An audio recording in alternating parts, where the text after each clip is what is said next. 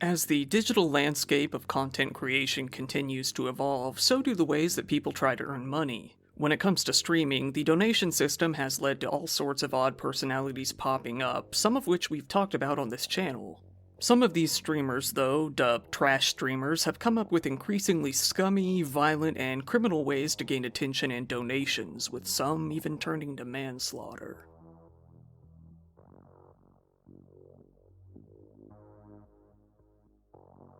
Today we have the story of a trash vlogger living out in Russia, and if you don't know what a trash vlogger is, it's actually a pretty simple concept. The streamer will invite a few friends over, and they'll usually get really drunk, or high, or both, and start doing stupid stunts on camera in exchange for money. Most of the time they just end up being a group of rowdy dum-dums, but on several occasions trash vlogging has led to something more horrible. Reflay, real name Stanislav Reshetnyak, was a Russian YouTuber/streamer born in October of 1990. He joined YouTube for the first time on November 16, 2017, when he was 27 years old. He was a gamer who mainly did Let's Plays, having one channel for his vlogs and one for his gaming. Over time, though, he realized that he wasn't really making a whole lot of revenue on Let's Plays. By then, the genre was very oversaturated and it was becoming harder and harder to find an audience. Over time, Reflay came to realize that he would earn much more money by simply getting drunk on streams and acting like an asshole. Whenever someone would send him a tip with a request for some kind of stunt, he realized that doing that stunt would send the audience into hysterics and lead to more and more requests, and more money. The requests got more bold and dangerous over time. It was only a matter of time before they would lead to something criminal. These stunts soon became Reflay's so-called profession. He soon started inviting more and more friends over to help participate in these stunts. After a while, the requests came to involve bullying, pretty extreme cases of bullying. Reflay would be asked to do all manner of horrible things to his friends on stream, and he couldn't pass up the cash.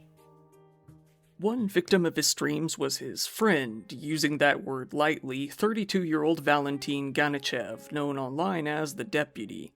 Valentin had become homeless, suffering from alcoholism and various other different mental illnesses. He got an offer to come and live in Reflay's home, and it was an offer he couldn't pass up.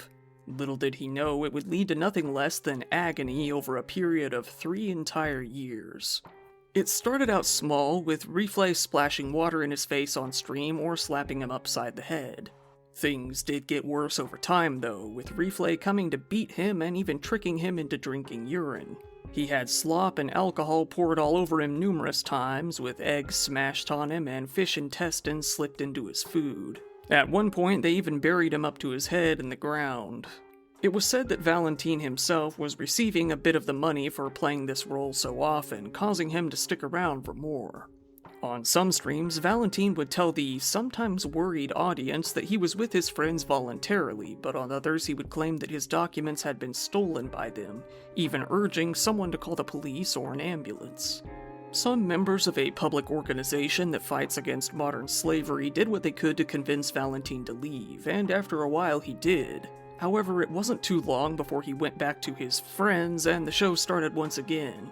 Members of the organization said that he didn't feel like he was a victim of these streams and didn't see much wrong with it.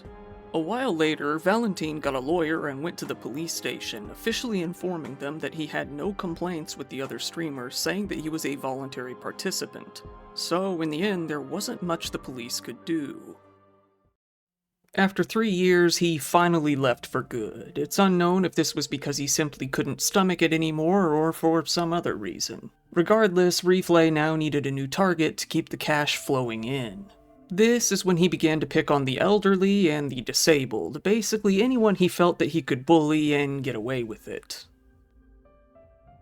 The next person who would come to be the main target of his on-stream abuse would be none other than his own girlfriend, Valentina Grigorieva, a 28-year-old woman who came to show up on his streams more and more often.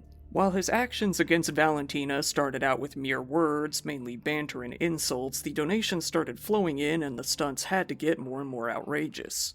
In one video that went viral, Reflay pinned her to the ground and screamed in her face. As she began to cry, he began to beat her.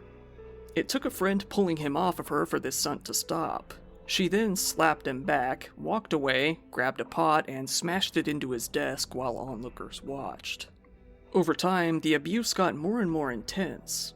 On one occasion, Rifle took out a can of pepper spray, casually walked over to where Valentina was laying on the couch, and sprayed it in her face as she screamed. As she rolled around on the ground in pain, Rifle calmly went back to his computer and started reading through the chat. In September of 2020, Valentina reported to the police that Rifle had beaten her. Shortly after, she was diagnosed with a leg injury.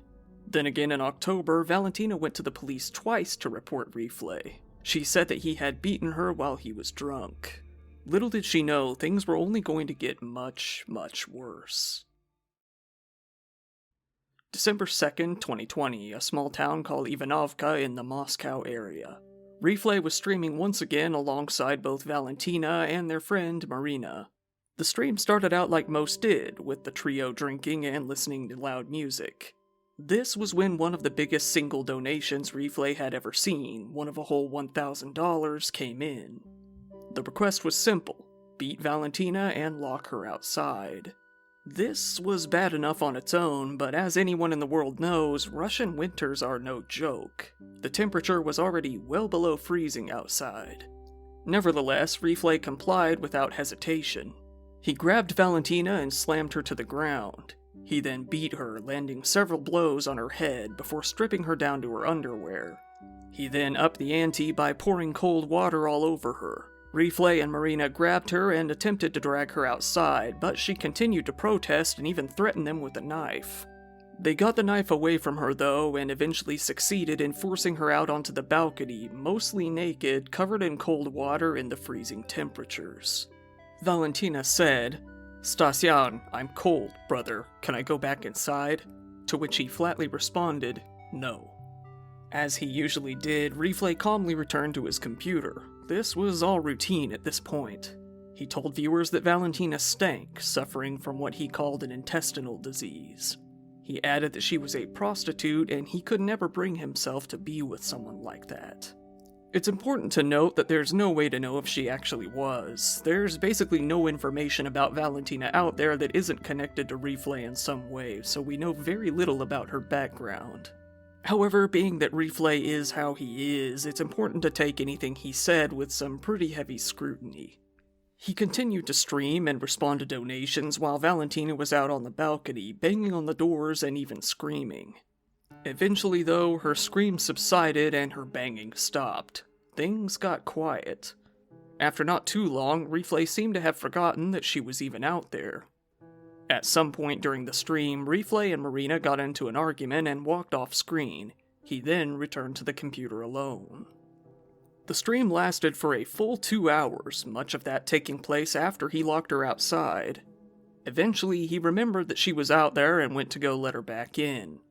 He found her lying down on the ground, motionless. He dragged her inside, but she was completely unresponsive. She was pale and looked completely lifeless. She wasn't breathing at all. Rifle began to slap her, saying, "My bunny, what's up with you?" He attempted CPR to no avail. He yelled to the audience, in tears, "Guys, no pulse, she's pale, she's not breathing," before begging Valentina to wake up, saying that he loved her. He carried her over to the couch and covered her in a blanket. He continued to drink and stream for a little longer before he decided he would call an ambulance. He did so, but he still didn't shut the stream down. He continued to respond to the chat while he waited for them to show up. He told his viewers to inform her mother about what happened to her and to say goodbye to her. Paramedics arrived on scene, pronouncing Valentina dead on the spot. It was far too late to do anything. The police showed up as well, telling Rifle that they would work out who was responsible for this. It wasn't until the police showed up and began talking to him that he finally shut the stream down. While it was originally assumed that Valentina had frozen to death, this would prove not to have been the case. At the hospital, it was found that she suffered from cerebral trauma, having bruising all over her face and hemorrhaging of the soft tissue. She had a subdural hematoma, which was believed to have been the result of no less than 3 hard blows to the face. That very day, Rifle was taken in and interrogated. Reflay admitted to the police that he did hit her several times on the head, telling them flatly that he did indeed beat her. They let him go for the night, for some reason, but took him back in the next night. Only one day later, YouTube completely removed Reflay's channel, with a YouTube rep telling media outlets, "We're shocked to learn of this tragic incident. This kind of graphic content is not acceptable on YouTube. Although the original livestream did not take place on YouTube, we quickly removed re-uploads and terminated the associated account." While Reflay was taken into a police car in handcuffs, he looked surprisingly calm and unbothered.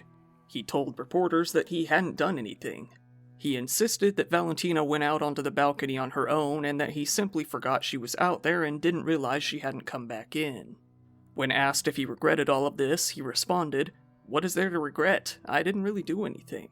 He was taken into jail where he would remain until his trial. Reflay told officials that Valentina was his best friend, saying, "Valya was my best friend, very kind and loyal. She was so talented. On my streams, they called her Genius. She was an actress who graduated with honors.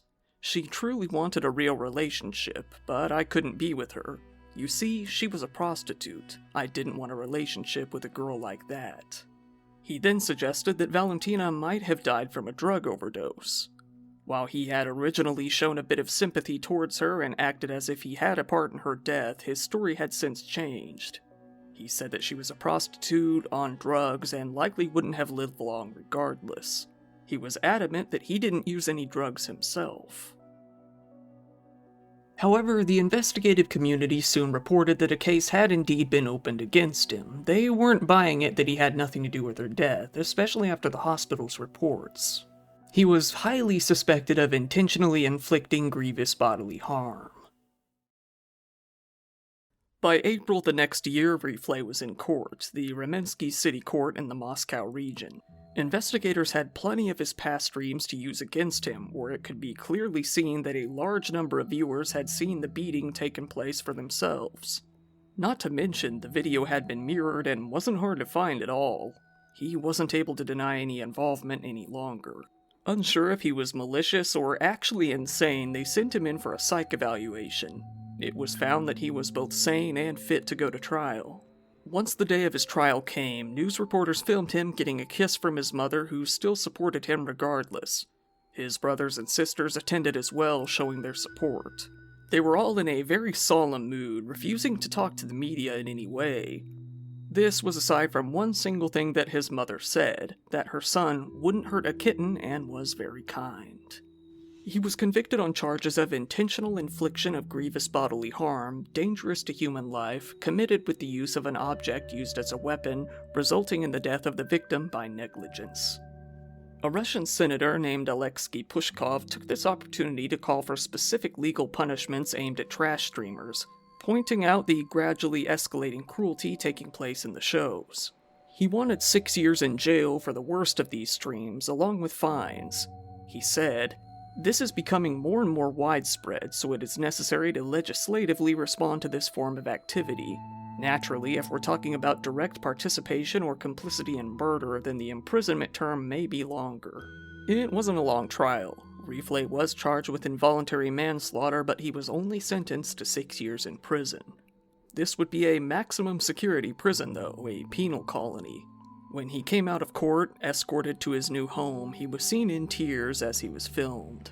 His lawyer expressed an intention to appeal the case, saying, "We have already appealed against the arrest order, and we will continue to insist on his innocence."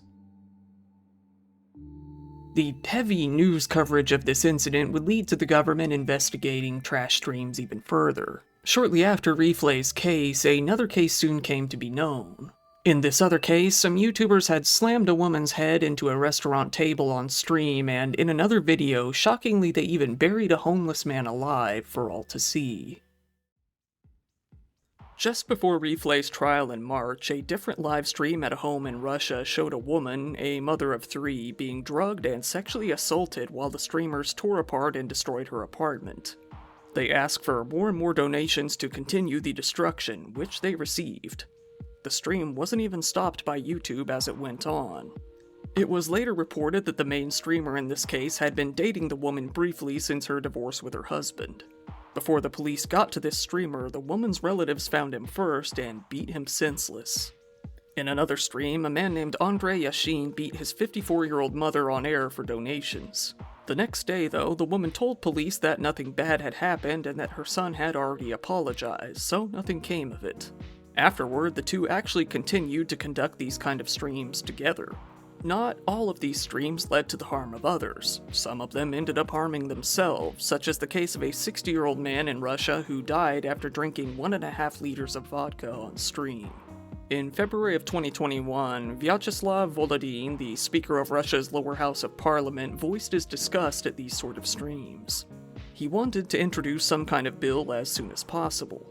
Women's activists in Russia lashed out toward YouTube as well, saying, "The woman dies on air and the audience sends donations to the killer. This must stop. Such videos are calmly broadcast to the whole world, meaning something is broken. Until this is fixed, censorship is necessary." At the same time, it was noted that it's very difficult to track these streams. They can go for hours on end, sometimes half a day or more at times. 99% of the time, nothing of note happens. But then, out of nowhere, some instance of severe bullying or intense violence will take place. Given that it could be as little as 1 minute out of an 8-hour stream, the authorities would have a very hard time keeping track of them until after the fact. YouTube, Twitch, and other platforms were urged to do their best in keeping track of these streams. However, trash streams in Russia and worldwide continue to operate, such as the recent RV streams that have been increasing in popularity, with internet personalities like OnlyUseMeBlade and FuzzyTube drinking themselves under the table and/or committing crimes right on screen. Once again, thank you for watching my video. If you found it interesting, please give it a like, as it really helps me out in the algorithm, and feel free to subscribe if you want to see more content like this. If you don't mind, go ahead and follow me on social media, because if anything were to ever happen to this channel, again, that would probably be the only way you'd ever hear about it. I also really appreciate it when people donate to my Patreon. There you can get videos early, ad-free, and uncensored, and now channel memberships are back open where you can get the same benefits as well. Once again, this has been your host Kyle. Thank you, and good night.